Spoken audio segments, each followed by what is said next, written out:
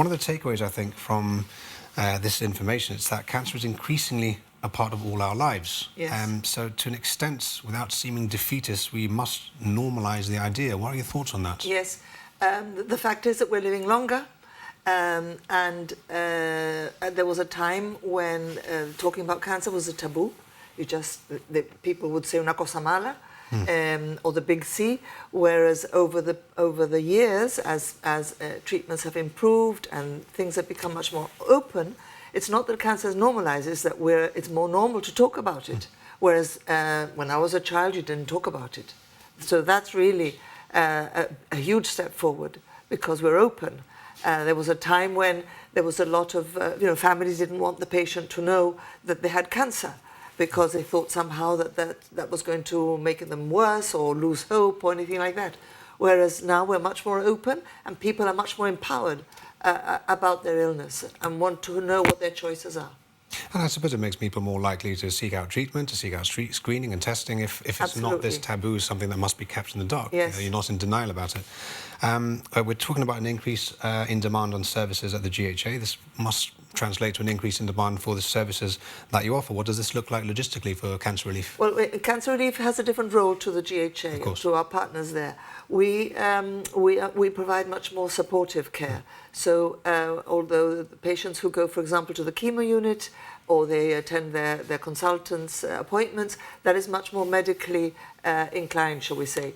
In Cancer Relief, we are about a holistic approach, about the whole person, supporting them through the illness, and not just the person. We consider that the unit of care is the patient and their family, because people cope with this illness in different ways. Some patients cope, if that's the word we're going to use, very well, but their families really struggling, or vice versa. So at the centre, we provide supportive therapies such as different complementary therapies, talk therapies, counselling, pampering, wigs, all of that kind of thing. And what we try to do is to humanise as much as possible so that we look after the whole person.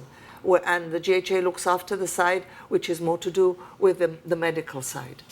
And as you say, it's a group effort, isn't it? It's the individual who's been diagnosed, their families. If they don't have a family, you're there, yes. and you can add to the general effort against psychologically as well as physically, of course.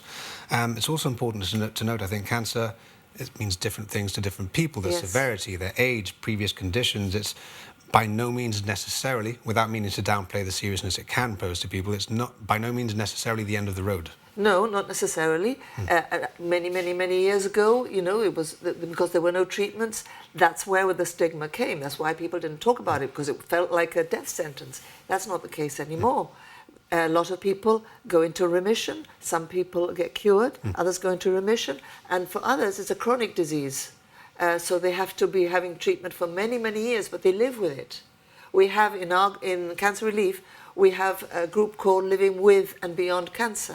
And these are people who have finished their treatment and are living their lives, but they still want to maintain some connection. So they support one another in that way. It just depends. And well, finally, in the lead up to World Cancer Day, which is being marked on Saturday, any message for the public? Oh, very important that you pay attention to anything that's going wrong. So any lumps and bumps, any bleeding, any changes in bowel habit, anything that you feel is odd or that you're losing weight and you've got no reason to suspect why that should be, you go and see your doctor. And in the meantime, Cancer Relief is there for you, the GHA is there for you, and other cancer charities. We're delighted because we work well with the GHA. They've invited us to form part of the Cancer World Day on Friday, ourselves and other cancer charities. So the approach has to be multidisciplinary, multi-agency. We all support one another because the most important person here is the patient and the family.